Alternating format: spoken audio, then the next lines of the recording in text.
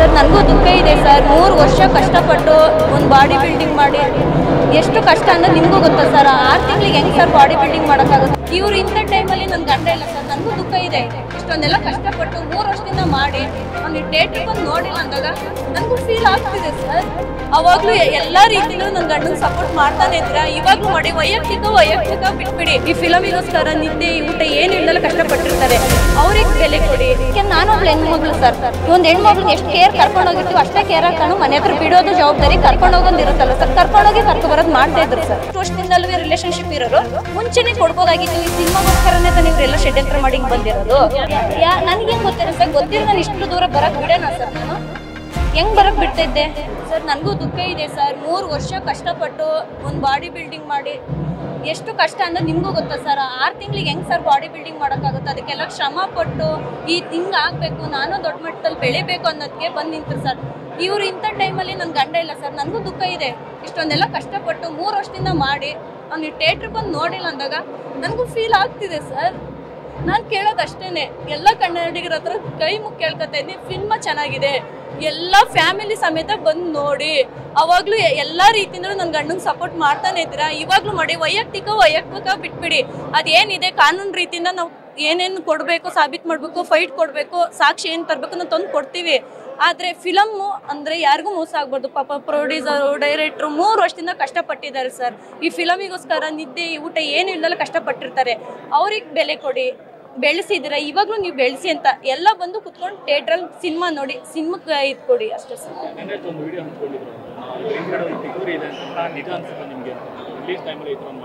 ಹೌದು ಸರ್, ಒಬ್ರು lady Don ಇದ್ದಾರೆ, ಅದು ಯಾರು ನನಗೆ ಗೊತ್ತಿಲ್ಲ ಸರ್.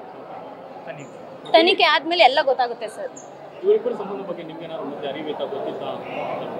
ಸರ್ ಒಂದು ಪ್ರೋಗ್ರಾಮಿಗೆ ಹೋಗ್ತಾ ಇದ್ರು, ಬರ್ತಾ ಇದ್ರು ಅಂದ್ರೆ ಕ್ಲೋಸ್ ಫ್ರೆಂಡ್ಶಿಪ್ಪಲ್ಲೇ ಇರ್ತಾರಲ್ವ ಸರ್. ಈಗ ಇವನು ಒಬ್ಬ ಇದು ಮಾಡಿದ್ದಾರೆ ಅಂದ್ರೆ ಕರ್ಕೊಂಡು ಹೋಗೋದು, ಕರ್ಕೊಬರೋದು.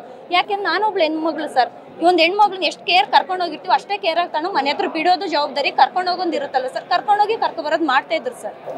ಪ್ರೋಗ್ರಾಮ್ ಇದ್ದಾಗ ಹೋಗಿ ಬರೋದು ಮಾಡ್ತಾ ಇದ್ರು ಸರ್.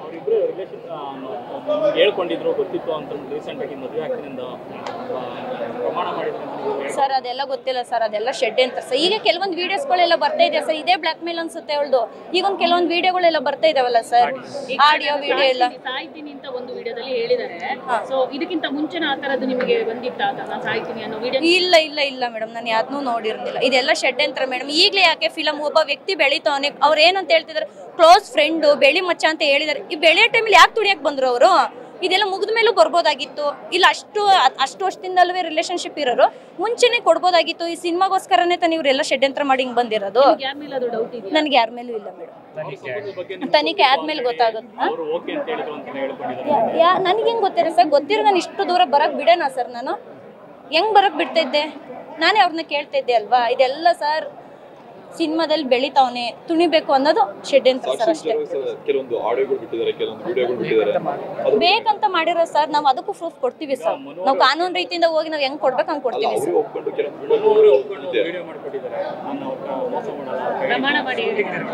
ಅದೆಲ್ಲ ಸರ್ ನನಗೆ ಗೊತ್ತಿಲ್ಲ ಸರ್. ನಾವು ನಂಬೋದು ಇಲ್ಲ ಸರ್ ಅದೆಲ್ಲ. ಕೆಲವೊಂದು ಸಲ ಇವ್ರು ಇದು ಪ್ರಾಕ್ಟೀಸ್ ಮಾಡ್ಬೋದಲ್ಲ, ಒಂದು ಸ್ಕ್ರಿಪ್ಟಿಗೆ ಪ್ರಾಕ್ಟೀಸ್ ಮಾಡ್ಬೋದು, ಒಂದು ಸ್ಕಿಟ್ ಮಾಡ್ಬೇಕಾದ್ರೆ ಪ್ರಾಕ್ಟೀಸ್ ಮಾಡ್ಬೋದು. ಅದನ್ನು ಐತೆ ಅಂತ ನಾವು ಅರ್ಥ ಮಾಡ್ಕೋಬೋದಲ್ಲ ಸರ್. ಆ ವಿಡಿಯೋದಲ್ಲಿ ಏನಾದ್ರು ವಿಡಿಯೋ ರೆಕಾರ್ಡ್ ಆಗ್ತಾ ಇದೆಯಾ? ಇಲ್ಲ ಹಂಗೂ ಮಾಡೋದು. ಯಾಕಂದ್ರೆ ಇವರು ಒಂದು ರಿಯಾಲಿಟಿ ಶೋ ಇಂದ ಬಂದಿರೋದು ಅಲ್ವಾ. ಅಲ್ಲಿ ಸ್ಕ್ರಿಪ್ಟಿಗೆ ಎಲ್ಲ ರೀತಿಯಿಂದ ಪ್ರಾಕ್ಟೀಸ್ ಮಾಡ್ಲೇಬೇಕು. ಇದು ಹಂಗೆ ಮಾಡ್ಯಾರ ಅಂತ ನಾನು ಅನ್ಕೋತೀನಿ ಸರ್. ಕ್ಲೋಸ್ ಫ್ರೆಂಡ್ ಹೆಂಗ್ ಪ್ರೋಗ್ರಾಮಿಗೆ ಬರೋರು ಮನೆಗೆ ಬರ್ದಲ್ಲಿ ಹೆಂಗ್ ಸರ್ ಹೋಗೋದು? ಮನೆಗೆ ಬರೋರು ಅವ್ರ ಮಧ್ಯೆ ನನ್ನ ಮಧ್ಯೆ ಯಾವುದೇ ರೀತಿ ಇರ್ಲಿಲ್ಲ ಸರ್. ಅವ್ರ ಪರ್ಸನಲ್ ಏನಂತ ನನ್ನ ಹತ್ರ ಯಾವತ್ತೂ ಶೇರ್ ಮಾಡ್ಕೊಂಡು ಬರೋರು ಹೋಗೋರು ಅಷ್ಟೇ ಸರ್. ಪ್ರೋಗ್ರಾಮಿಗೆ ಬಂದಾಗ ಬರೋರು ಮನೆಗೆ ಹೋಗೋರು, ಅದು ಬಿಟ್ರೆ ಏನು ಇಲ್ಲ ಸರ್. ಬಿಸಿಲ ಧಗೆ ಹೆಚ್ಚಾಗಿದೆ, ನೀರಿನ ಹಾಹಾಕಾರವೂ ಶುರುವಾಗಿದೆ. ಇನ್ನು ಕುಡಿಯೋ ನೀರಿನ ಬೆಲೆಯನ್ನ ಕೇಳಬೇಕಾಗಿಲ್ಲ. 20 ಲೀಟರ್ ಕ್ಯಾನ್ಗೆ 80-100 ರೂಪಾಯಿ ಅನ್ನೋ ಯೋಚನೆನ ಅಯ್ಯೋ ಆ ಚಿಂತೆ ಮಾಡಬೇಡಿ. 5 ರೂಪಾಯಿಗೆ ಶುದ್ಧ ಕುಡಿಯುವ ನೀರು ನಿಮಗೆ ಲಭ್ಯ. ಕೇವಲ 5 ರೂಪಾಯಿನ ಎಲ್ಲಿ ಸಿಗತ್ತೆ ಅನ್ನೋ ನಿಮ್ಮ ಪ್ರಶ್ನೆಗೆ ಇಲ್ಲಿದೆ ಉತ್ತರ.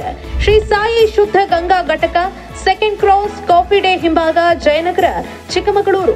ಹೆಚ್ಚಿನ ಮಾಹಿತಿಗೆ ಕರೆ ಮಾಡಿ 7975105208 94493355563.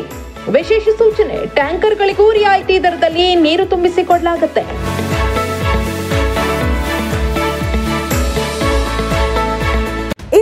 ನೈಜ ಕುತೂಹಲ ಭರಿತ ಸುದ್ದಿಗಳು ನಿಮಗೆ ಸಿಗಬೇಕಂದ್ರೆ ರಾಜ್ಯದ ಪ್ರತಿಷ್ಠಿತ ಜನಪರ ಡಿಜಿಟಲ್ ಸುದ್ದಿ ಮಾಧ್ಯಮ ಪಬ್ಲಿಕ್ ಇಂಪ್ಯಾಕ್ಟ್ ಚಾನಲನ್ನು ಯೂಟ್ಯೂಬ್ನಲ್ಲಿ ಸಬ್ಸ್ಕ್ರೈಬ್ ಮಾಡಿಕೊಳ್ಳಿ.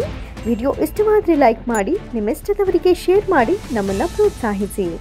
ಹಾಗೆಯೇ ಫೇಸ್ಬುಕ್ನಲ್ಲಿ ಪಬ್ಲಿಕ್ ಇಂಪ್ಯಾಕ್ಟ್ ಫಾಲೋ ಮಾಡೋದನ್ನು, ಇನ್ಸ್ಟಾದಲ್ಲಿ ಜೊತೆಯಾಗೋದನ್ನು ಮಿಸ್ ಮಾಡಬೇಡಿ.